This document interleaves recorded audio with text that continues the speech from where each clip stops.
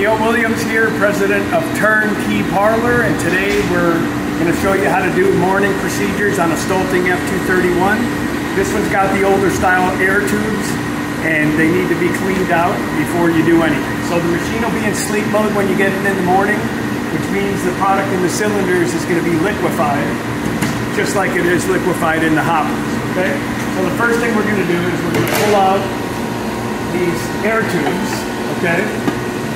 Carefully and neatly, so you don't drip stuff all over the place, right? Pull them out, okay?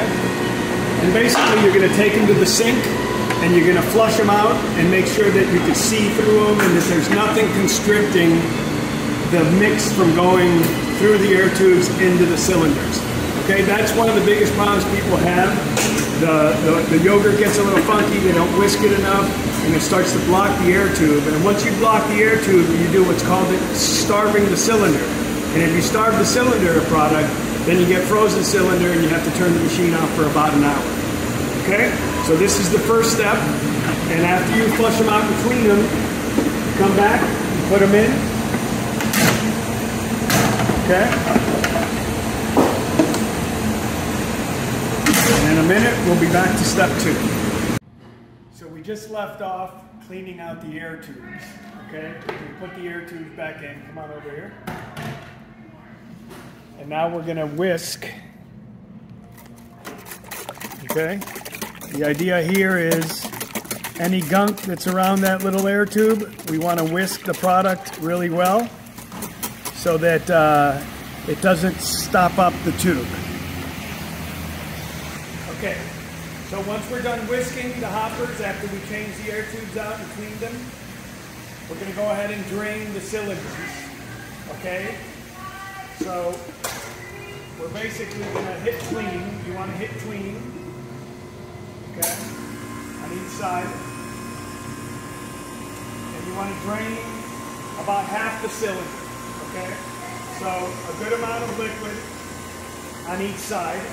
You want to drain the cylinder because what you're doing is you're allowing new mix to go in through the air tube and reset that cylinder with a certain amount of air and a certain amount of mix.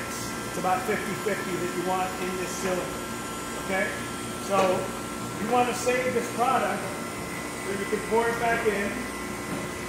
Okay? And then you'll whisk again to make sure that it's not clogging the air tube.